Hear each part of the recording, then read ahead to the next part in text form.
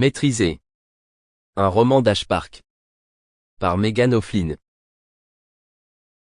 Prologue.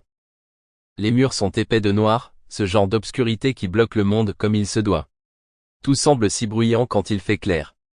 La création exige le calme, il le sait maintenant. Elle exige l'obscurité.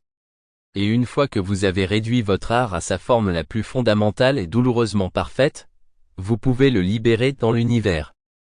Mais pas avant qu'il ne soit prêt. Les produits finis sont le fruit d'un travail d'amour, de sueur, de sang. Enfin. Des années de réflexion, de tentatives infructueuses, mais tout a mené ici. Et il est prêt, même si ses mains tremblent, même si son ventre se noue comme s'il allait vomir. Il l'a déjà fait. 2 fois. Non, je suis prêt. Et il a un public qui attend. Il baisse à nouveau les yeux sur le magazine élégant qu'il tient. Les pages tournent avec un bruit plastique, chaque mannequin hurlant presque le genre de confiance acquise par le bistouri d'un chirurgien. Elles ne sont que des esquisses mal rendues, plus proches de Barbie que de la beauté, mate et lisse. Mais ces femmes ne peuvent pas parler. Elles ne sont pas réelles, elles n'existent probablement pas du tout. Il plisse les yeux sur la page devant lui, sur ses longues jambes, ses cheveux blonds, sa peau crémeuse de la couleur du ventre d'une grenouille. Il fronce les sourcils, et tend la main vers le sol à côté de lui. Vers la lame. Il commence par sa paupière supérieure. La première incision se fait en douceur, le sifflement de l'acier contre la chair, contre le papier, c'est vrai, mais ça ne sonne pas si différemment de la chair, pas vraiment. Ou peut-être est-ce que ça ne se sent pas si différent, dans le poignet. Il est parfois difficile de savoir ce qu'il veut vraiment dire avant de l'écrire. Il n'a jamais été doué pour interagir sur le moment.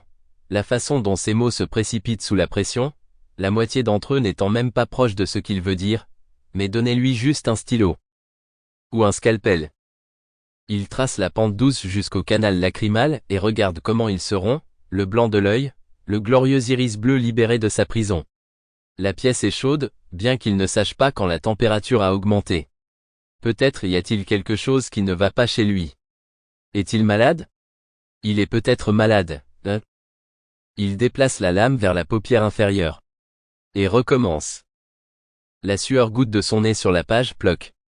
Il le remarque à peine. En cet instant, il est un chirurgien. Il est un précurseur de la perfection. Il est une meilleure version de lui-même. SSSSSSS. La lame s'arrête comme de sa propre volonté. Il pose l'outil avec un tintement, mais ni cela ni le sifflement ne peuvent couvrir le son des pleurs. Il l'ignore et décolle la paupière inférieure, puis avale difficilement une boule qui monte maintenant plus haut et plus durement. Sample complete. Ready to continue?